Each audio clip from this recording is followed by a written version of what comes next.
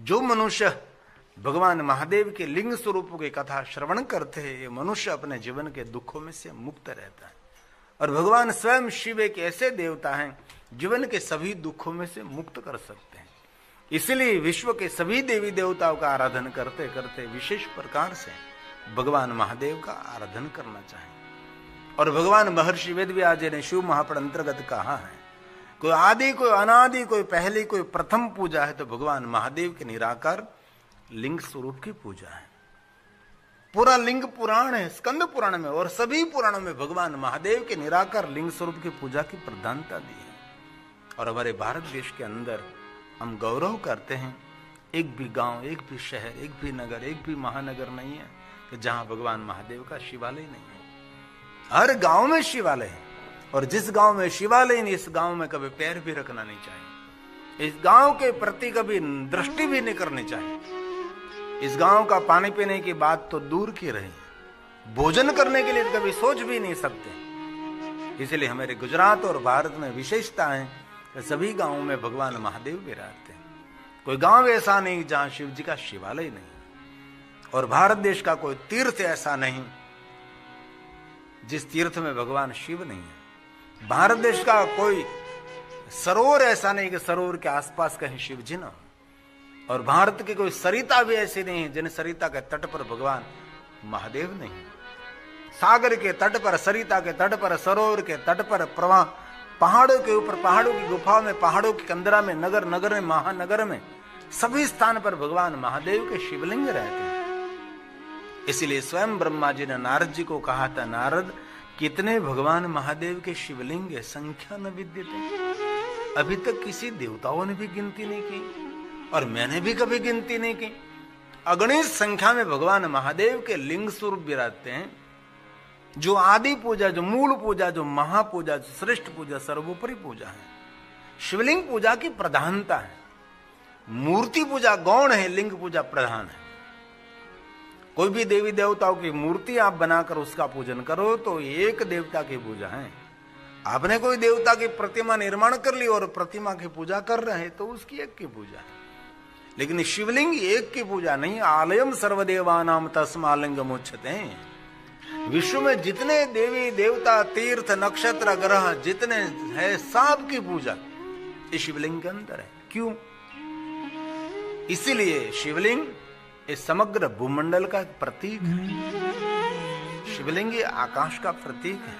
और जो कुछ हम देखते हैं सब कुछ आकाश में है। देव, देवी, देव, गण, ऋषि, मुनि, पितर, ग्रह, तारा, नक्षत्र, सब कुछ यह आकाश के अंदर है।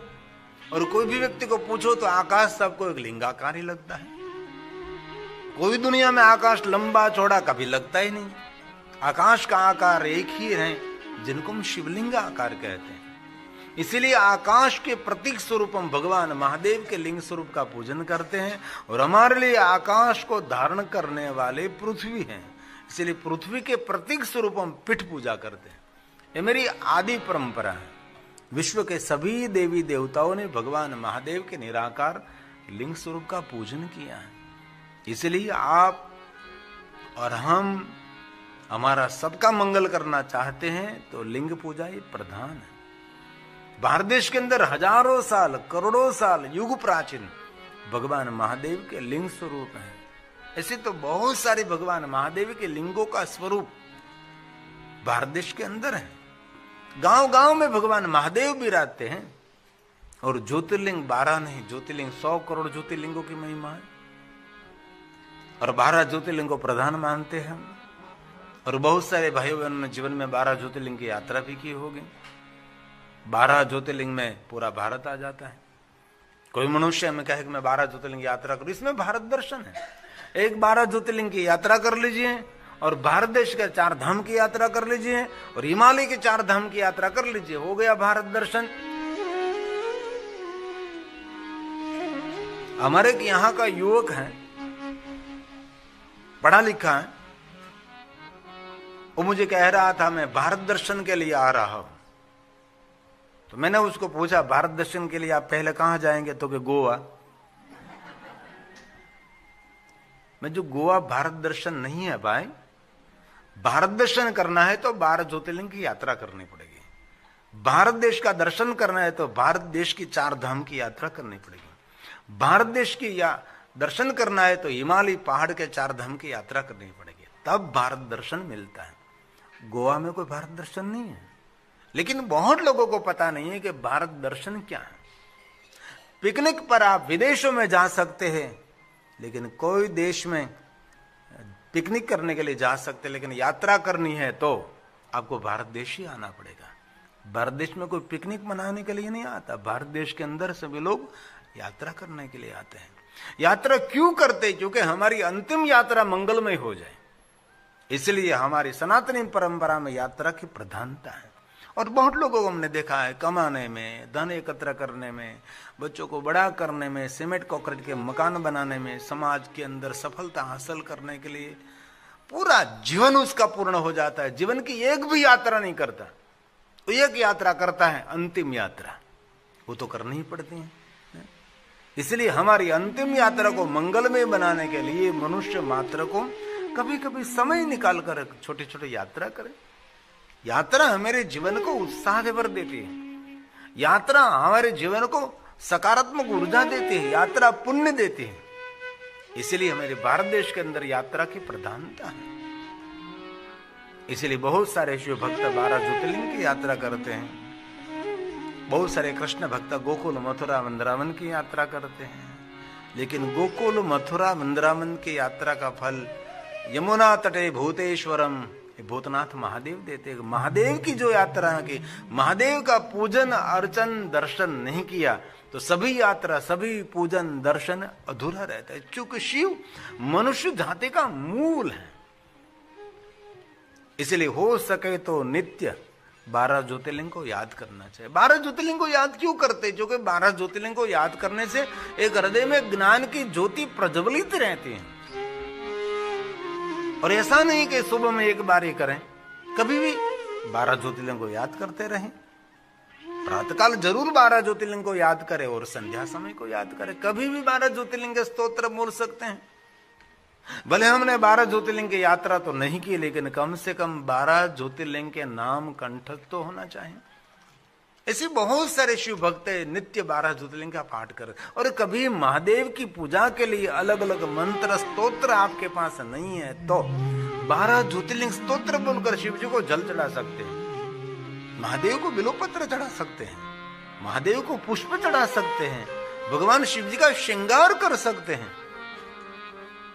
इसलिए कथा के याद स्वरूप कम से कम 12 ज्योतिर्लिंग का स्तोत्र जिनको कंठस्थ हैं वो धन्य है, लेकिन जिनको कंठस्थ नहीं है रोज रोज रोज बोलते रहिए, थोड़े दिनों में तो कंठस्थ हो जाएगा।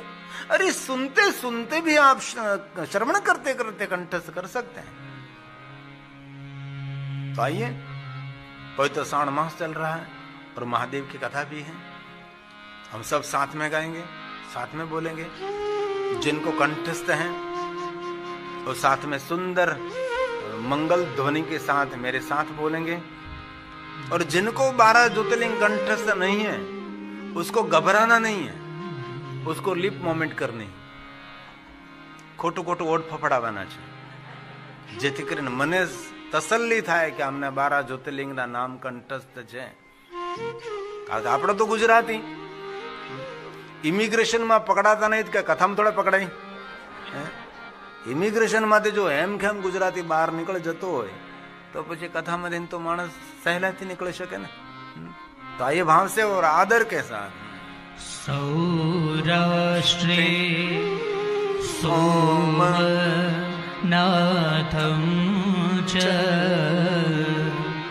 श्रीशैले मल्लिकार्जुनं पूजन्या महाकालम् ओंकारं ममलेश्वरं परल्यां वैद्यनाथं च डाकिन्यां भीमशङ्करं सेतु बन्धेतु रामेशं नागेशं दारुकावने वाराणस्यां तु विश्वेशं त्र्यम्बकं गौतमी तटे हिमालये तु केदारं भूषणेशं च शिवालये एतानि ज्योतिर्लिङ्गानि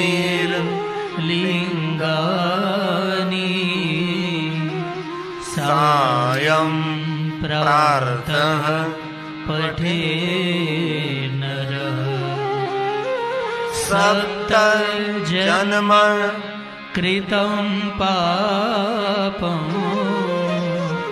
स्मरणेन विनश्यति स्मरणेन विनश्यति। जो मनुष्य 12 ज्योतिर्लिंग को याद करते, ये मनुष्य उसके स्मरण करने मात्र से 7 जन्मों के पाप में से मुक्त हो जाते। एक विद्वान ने सुंदर व्याख्या की थी कि 12 ज्योतिर्लिंग का स्मरण करने से 7 जन्मों के पाप में से मुक्ति मिलती, ये सत्य है। लेकिन इसने सुंदर एक व्याख्या की थी कि जितने पाप आपको याद हैं, जिस पाप का स्मरण हो रहा है, बहुत सारे पाप हमारे जीवन में जाहिर नहीं करते, लेकिन बहुत सारे पापों का स्मरण रहता है कि मेरे से गलती हो गई है, मेरे से जीवन में ये बहुत बड़ा पाप हो गया है। जिन पापों का स्मरण आपके पास है, इस पाप में से 12 ज्योतिर्लिंग को याद करने से मनुष्य मुक्त हो जाता है। क्योंकि विद्वानों का अलग अलग मत रहता है, अलग अलग उसका धारणा रहती है, अलग अलग उसकी मार्गदर्शन रहता है। इसलिए जिन पापों का आपके हृदय में स्मरण है, जीवन में बहुत सारे पाप हमने किए हैं। ये तो हमारे कच्छ में एक जैसल जाडेजा हुए, उसने अपने पापों को जाहिर किया, लेकिन हम तो कर ही नहीं सकते और करना भी नहीं चाहिए, किसी को भी नहीं कहना चाहिए। हो गया तो हो गई सब। ईश्वर बहुत दया सिंधु है। लेकिन पाप 2 मार्गों से आप इसमें से मुक्त हो सकते। एक तो पाप का पुकार करने से, दूसरा पाप का पश्चाताप करने से। शिव महापुराण ग्रंथ में प्रारंभ में एक महात्म्य कथा है। इसमें एक चंचुला जी, जिनका मन चंचल रहता है, जिनका मन स्थिर नहीं है, लेकिन बहुत बहनों का नाम चंचुला नहीं, लेकिन नाम मन चंचल रहता है। जिनका मन निरंतर कोई स्थिर नहीं, ऐसी चंचुला थी, तो उसने बहुत जीवन में पाप कर्म किए थे। तो देव योगान अनुसार वो कथा सुनने के लिए पहुंच गई। कहीं लोग शर्म से कथा सुनते, कहीं लोग धर्म से कथा सुनते हैं, कहीं किसी ने कहा कि चल भी कथा सुनने के, चलो आ रहा हो, कोई बात नहीं। ऐसे कथा श्रवण करने के लिए पहुंच गई थी चंचुला जी।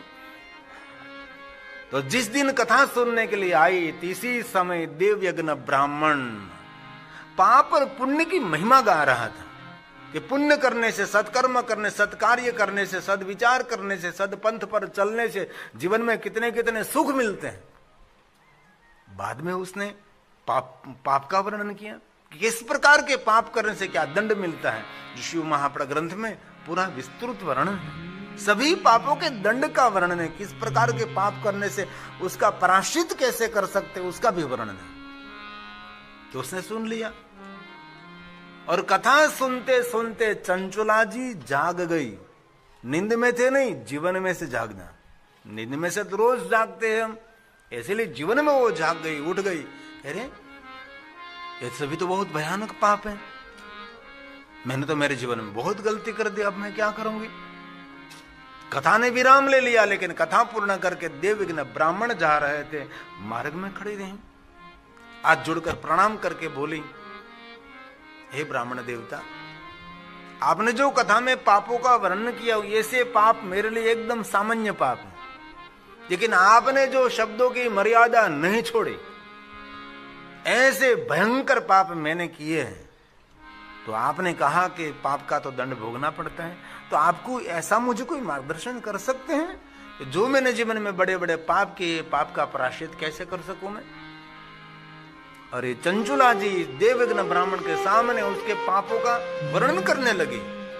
मैंने ऐसे पाप किए, ऐसे पाप किए, मैंने ऐसा किया, मैंने ऐसा किया, वैसा किया। इसी समय देवज्ञ ब्राह्मण ने प्रसन्नता पूर्वक कहा कि बहन आपको घबराने की कोई जरूरत नहीं है, आप अभी अपने पापों में से मुक्त हो रहे, क्योंकि आप पाप का प्रायश्चित भी कर रही, क्योंकि पश्चाताप कर रही है, और आप पाप का पुकार भी कर रही हैं। और शास्त्र का विधान है कि जो मनुष्य पाप कर्म करता है, इस पाप का उसको सद्बुद्धि होने पर जो प्रायश्चित कर लेता है, पश्चाताप कर लेता है, तो मनुष्य पाप में से। ईश्वर की दुनिया में सुंदर व्यवस्था है, इसलिए जीवन में कुछ हुआ है तो उसका पश्चाताप कर लीजिए। इस शिव महापड़ ग्रंथ का श्लोक है, पश्चाताप पाप कृता। जिन्होंने पाप किया लेकिन पश्चाताप कर लिया तो पाप में से मुक्त हो सकता है। पापानां निष्कृति परा। जो पाप किए, इस पाप का पश्चाताप, मेरे से गलती से हो गया, भगवान मुझे करना नहीं था लेकिन मुझे पता नहीं था और ये पाप मेरे से हो गया, पश्चाताप। पश्चाताप पाप कृता पापानां निष्कृति परा। सर्वेषां वर्णितं सद्भिः सर्व पाप विशोधनम्।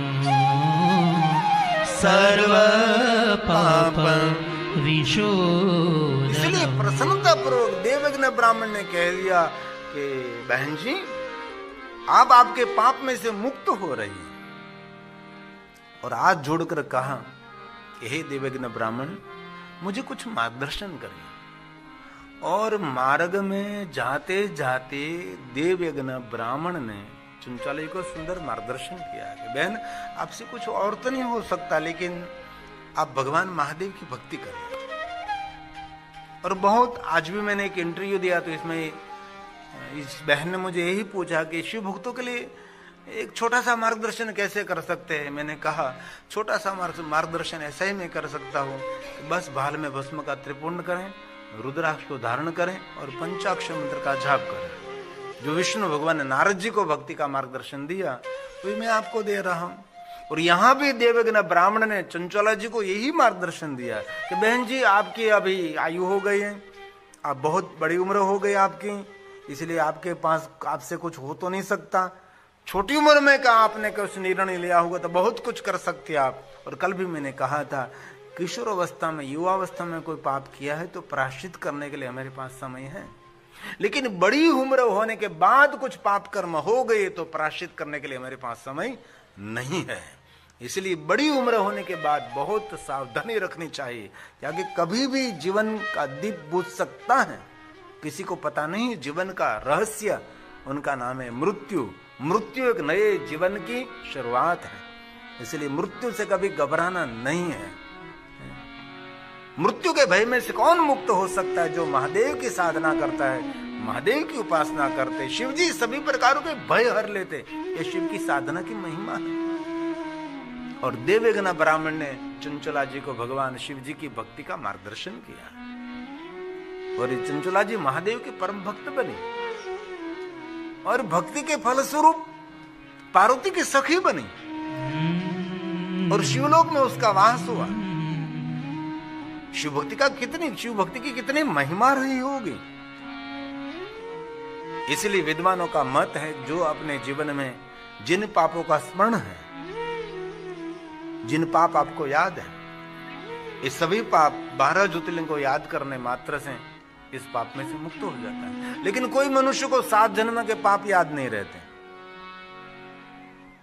7 जन्म की क्या बात करो, एक जन्म के भी पाप याद नहीं, एक जन्म की क्या बात करो, इस जन्म के भी पाप याद नहीं, क्योंकि अटलो बधो ढगलो कर्यो है ने, आमां याद કેટલાક રાખવા પાપને આપણે।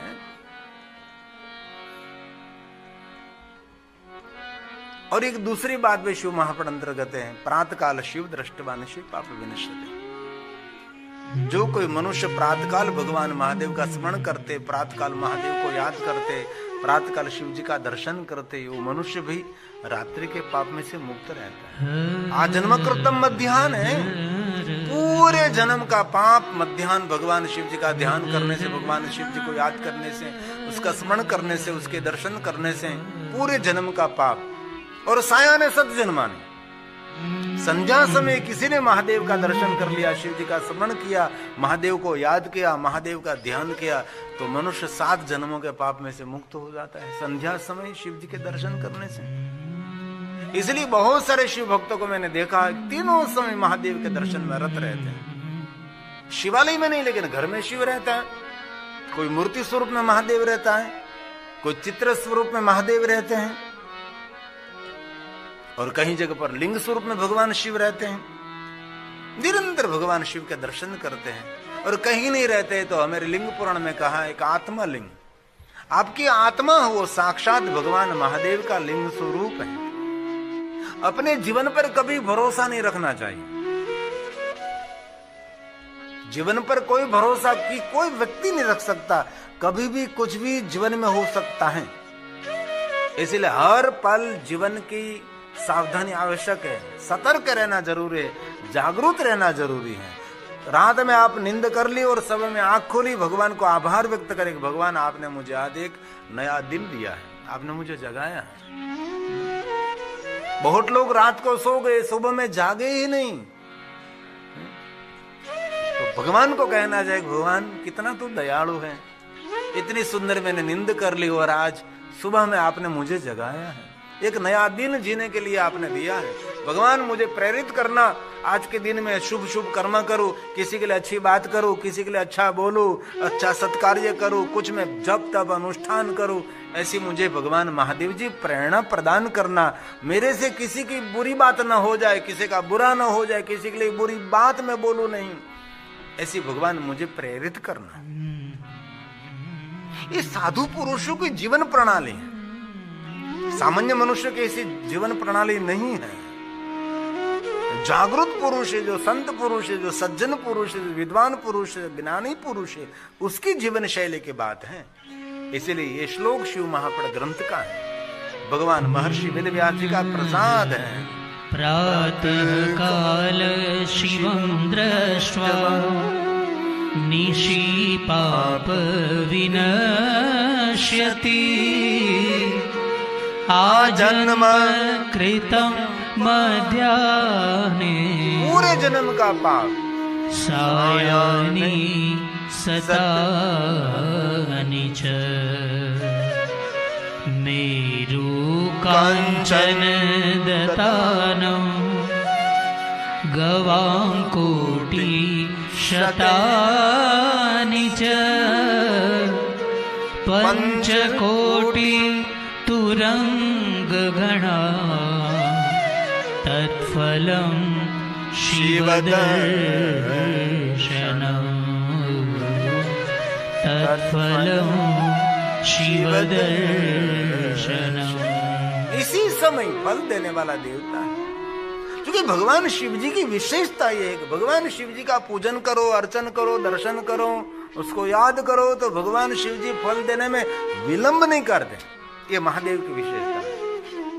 कोई देवताओं की उपासना साधना की और कब फल देते पता नहीं, लेकिन शिव जी के बारे में स्पष्ट कहा है कि जो कोई भगवान महादेव का पूजन अर्चन दर्शन स्मरण करता है, तुरंत फल देने वाला देवता है। इसी समय उसका प्रमाण रामचरितमानस भी है। भगवान श्री हरि, भगवान विष्णु जी ने नारद जी को कहा, नारद आपके मन में संताप हो रहा है, तो भरोसा के साथ श्री हरि विष्णु जी ने कहा नारद जी को, नारद जी शिव जी का स्मरण करने लगो, तुरंत आपको शांति की अनुभूति होगी। शिशु महात्म ग्रंथ में श्लोक में कहा, तो इसमें चौपाई में कहा। और वचन ये स्वयं श्री हरि का है, वचन स्वयं विष्णु जी का है। और हमारे जीवन में भी ऐसी कभी कोई घटना हुई, इसी समय शिव जी को याद करने लगी। ये तुलसी का वचन है, जप जाई शंकर सतनामा,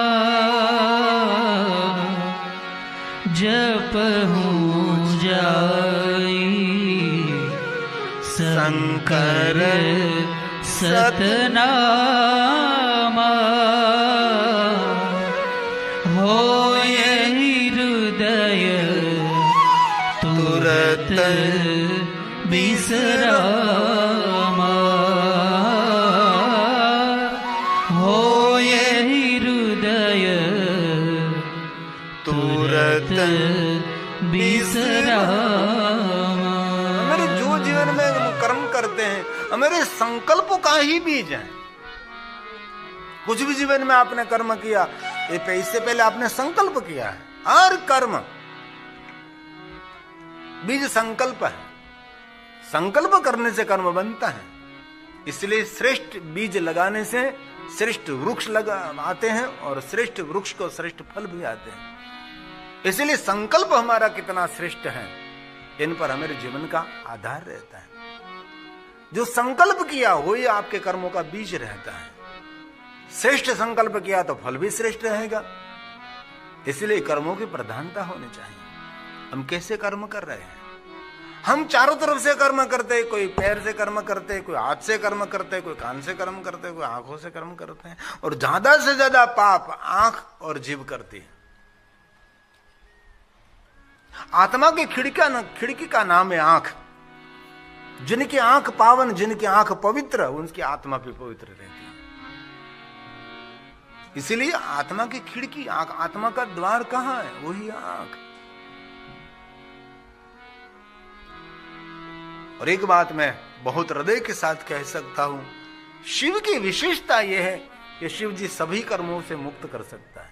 ऐसे नहीं बुरे कर्मों से, भले कर्मों से। जो कि भले कर्म के तो सुख भोगने के लिए आना पड़ेगा, और बुरे कर्म के तो दुख भोगने के लिए आना पड़ेगा, क्योंकि कर्म का तो फल तो भोगना ही पड़ेगा।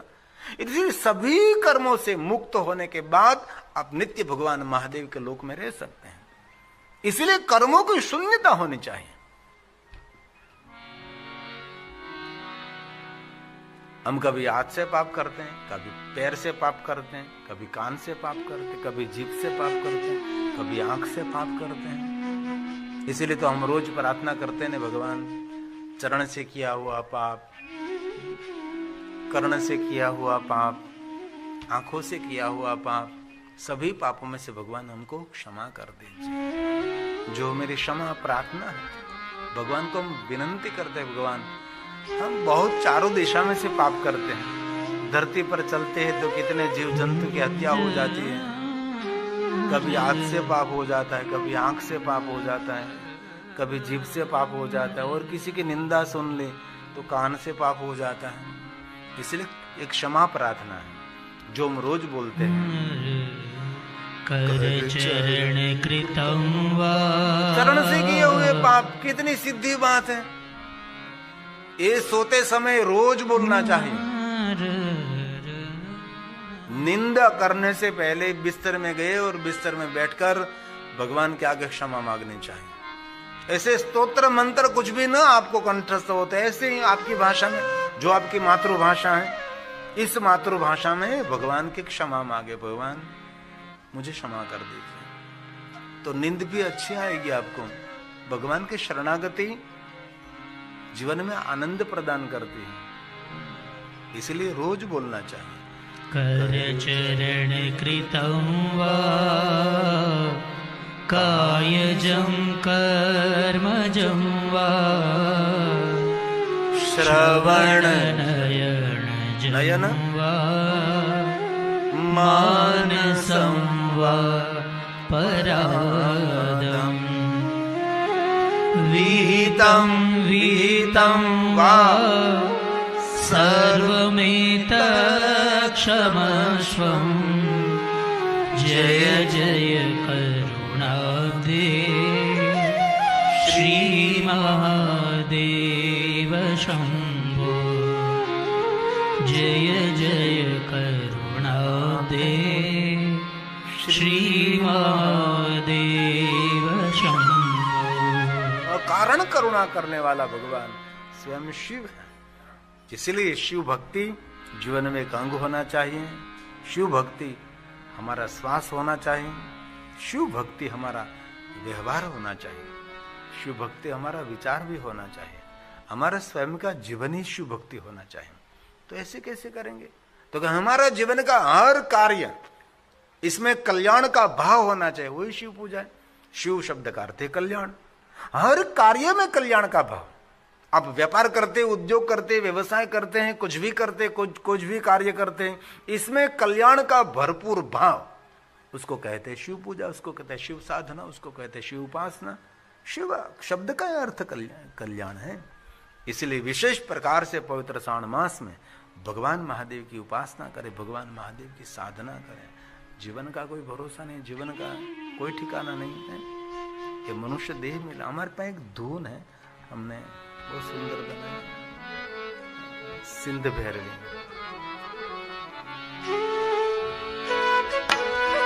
इनमें हमने एक पंक्ति बनाई, मनुष्य जन्म मिला है तो थोड़ा सावधान हो जा। ये राग बड़ा दर्दिला है।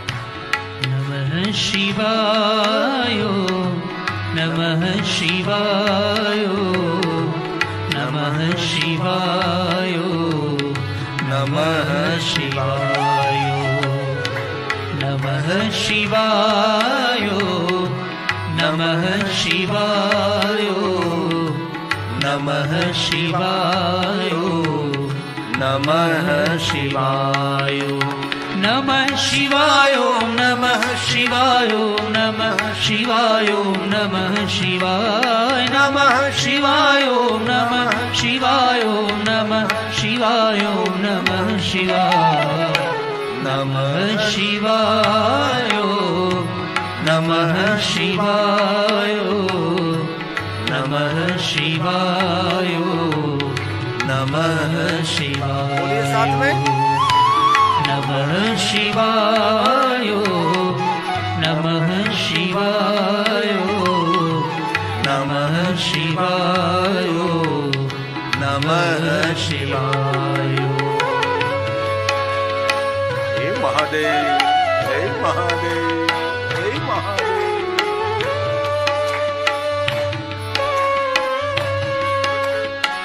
इस पवित्र श्रावण मास में बहुत सारे शिव भक्त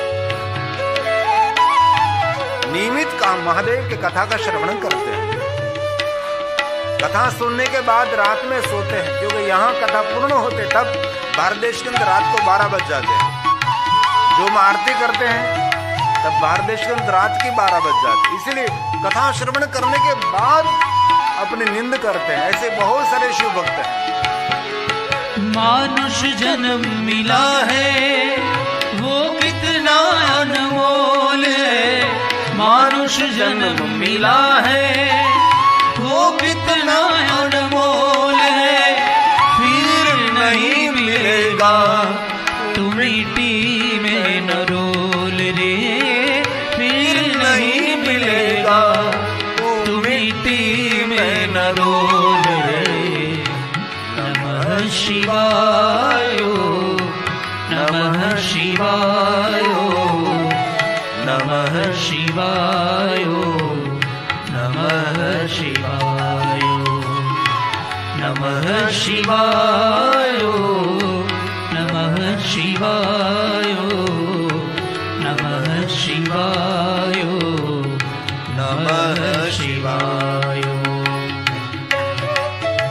हे महादेव, हे महादेव, हे महादेव।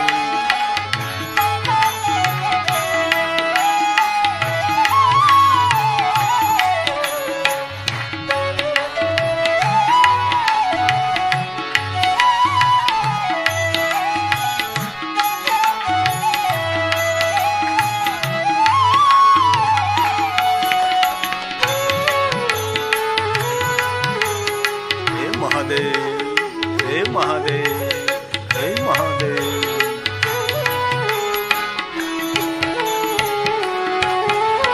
मानुष जन्म मिला है वो कितना अनमोल है, मानुष जन्म मिला है वो कितना अनमोल है, फिर नहीं मिलेगा तू मिट्टी में न रोल रे, फिर नहीं मिलेगा तू मिट्टी में न रोल